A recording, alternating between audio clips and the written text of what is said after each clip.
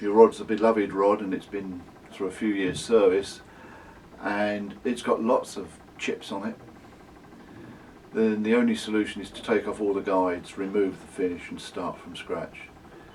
This is very time consuming and fairly expensive, so you've got to decide how much you love your rods if you want them totally restored. But what we have here is a piece of blank with a high gloss finish, and I've actually done a couple of deliberate marks on it. The first one, if I point to it, is just a flat scratch as though it's rubbed against the brick of a pier, the edge of a swim, a piece of metal on the edge of the swim, and then next to it just here, a little dink where it's fallen against something sharp. If you want to know how to get rid of them, think of this as a chip in the car paint. So no matter what you put onto it, you're always going to have the impression of that mark at the end of the day, because it's very hard to dot the paint into it to get rid of the mark completely. I've got some 120 paper here, and I'm just going to rough the surface up.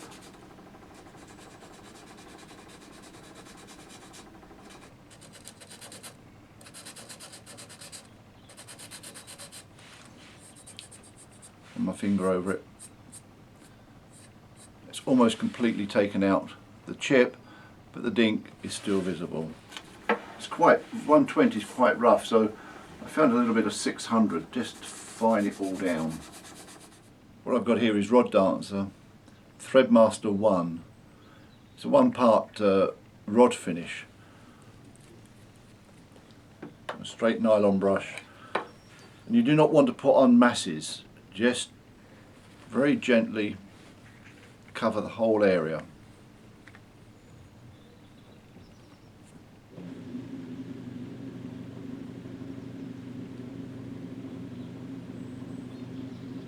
There we are, we put one coat of the LS on.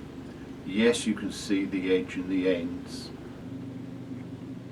but as I said, as with car chips, you can't get them out unless you spray the whole bonnet or the whole wing.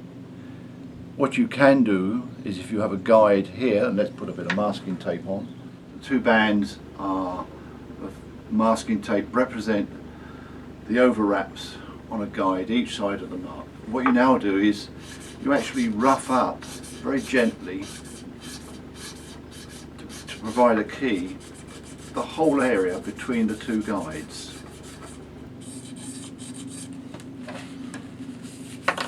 Clean off all the fluff and dirt, make sure it's nice and clean.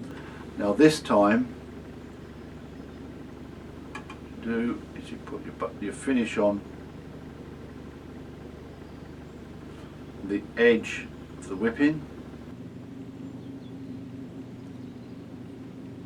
And proceed to put a thin coat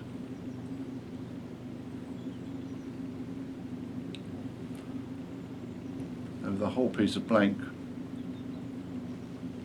trying to ensure a nice even smooth coat. There we are. If you look into the finish, you can see the two marks we had, but they're now effectively covered and the blank is protected again.